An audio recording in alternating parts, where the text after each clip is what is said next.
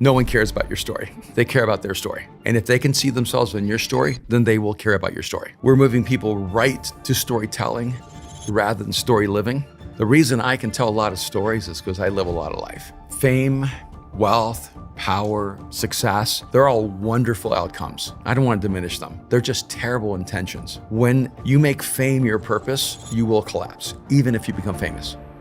You're an all-time storyteller. As a communicator at Mosaic Church, you are often telling stories weekly, right? And tying it into your content. Yet, I feel like it's also kind of a buzzword. So why do you think storytelling matters? And how do you actually find and craft stories that we could weave into our content? What are some practical tips? Storytelling is almost as important as living a story.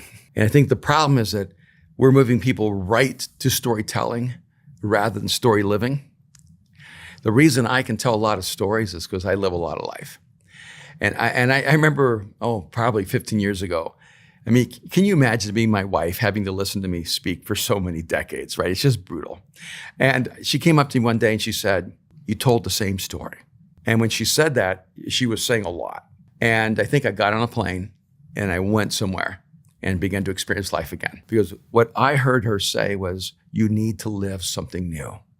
Something fresh, something real. And the reason I can tell 10,000 stories is I've lived 10,000 lives. I think a part of the problem is that if you're having to borrow stories from people, you're also borrowing lives rather than living one. And so in every book I write, there might be one or two minor exceptions, but I never write a story unless I've actually encountered that person or had an experience related to it. And that way, every story in my books are not the result of research, they're a result of living. I'm absolutely convinced that storytelling does shape the future. I think 30 years ago, I wrote in my first book that whoever tells the best story shapes the culture. And one of the things that would always frustrate me is that the truth trapped in a bad story will never win over a lie told in a great story. The entire of human history is transported by stories and nothing else. It's the stories that we told each other through the Roman Empire and the Egyptian Empire. It's the stories we've told ourselves through Western history and Eastern history. Those stories shape us and they carry us and they define us. And so really what we need to do is first live a great story, then tell that story well. And in that story, the values and principles that you want to pass on will transfer from you to someone else. When I think about the creators listening to this, they figured out how to succeed in real estate and now they teach others how to do it.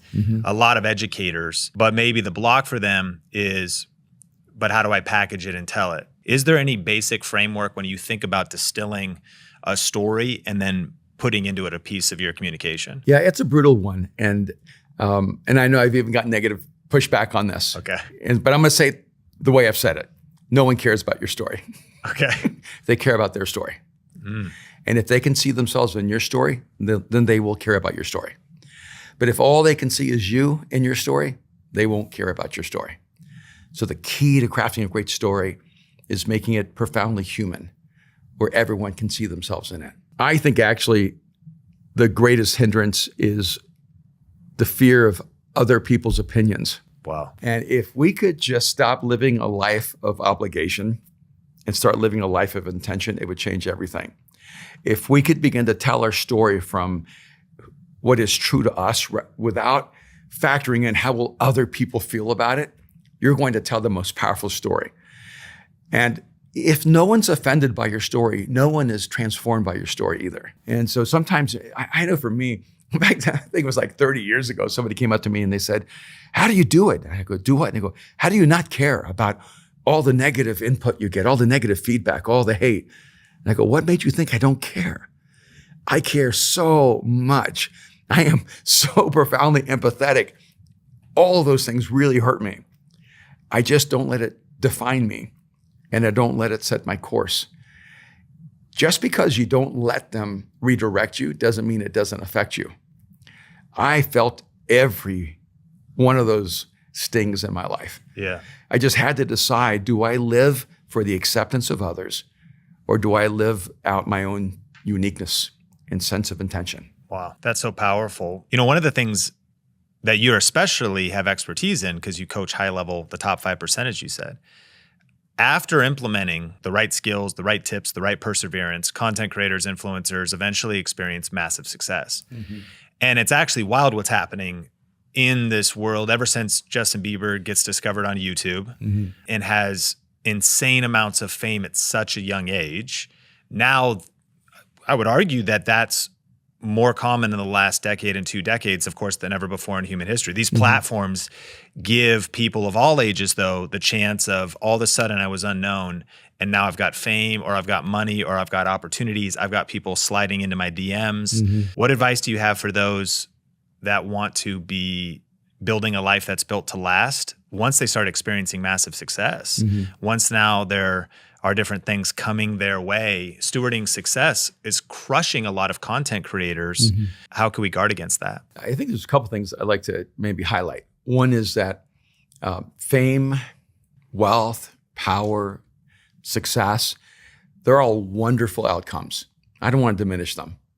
They're just terrible intentions. When you make fame your purpose, you will collapse, even if you become famous, because you'll never be famous enough because it's an elusive end game.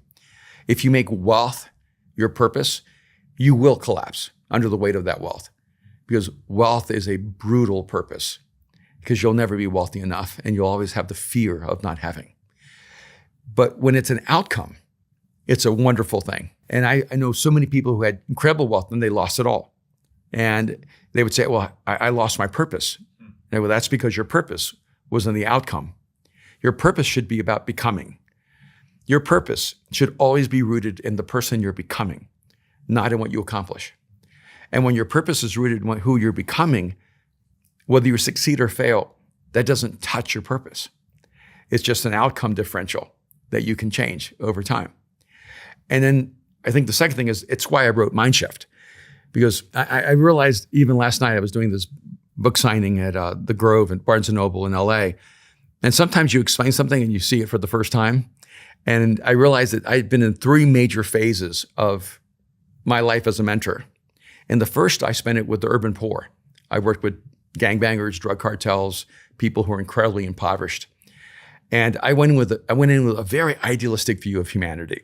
I thought, if I can just remove the obstacles that are keeping them trapped in poverty, they will all just rise up. But I was wrong. There were internal structures of failure in their mental thinking, the mental constructs, their mental mindsets that actually held them back. And then I thought, okay, that's why the poor are being held back. So if I can change their mental structures, if I can give them a mind shift, I can move them out of poverty. That's 10 years. Then I moved to LA and started working with artists, creatives, the most intuitive people in the world, the most creative people in the world. And I thought, they're going to be different. And I realized, oh my gosh, they have the same mental structure issues that the poor had. And even though they're hyper creative and hyper artistic, and no matter how much celebrity they gain, they're still struggling with depression. They're still struggling with a lack of value. They're still struggling with identity issues. They're still struggling with the exact same negative structures that the people trapped in poverty were. That was the next 20 years of my life. And then I started working with people who were from the 100 million to the billions. And I thought, okay, it's going to be different here. I got to find a new game plan, right? I need a new skill set for my advising coaching. And it didn't take 5 minutes before I realized, oh my gosh, this guy has $1 billion. He has the exact same mental structures as the creative and the exact same mental structures as the guy who's poor. And if they don't change those mental structures, they're going to be rich and miserable. They're going to have billions and die alone. They're not going to have any friendships. They're going to wake up every day with a sense of sadness and depression.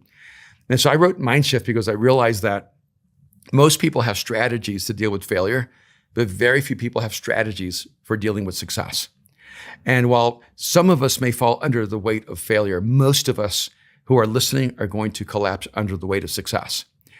And we don't plan for success. We think we do, but we don't. We don't sit down and go, what kind of human being do I need to be to carry 100 million? What kind of human being do I need to be to lose 100 million? And then get back up and start all over again, because I have several friends who have done that.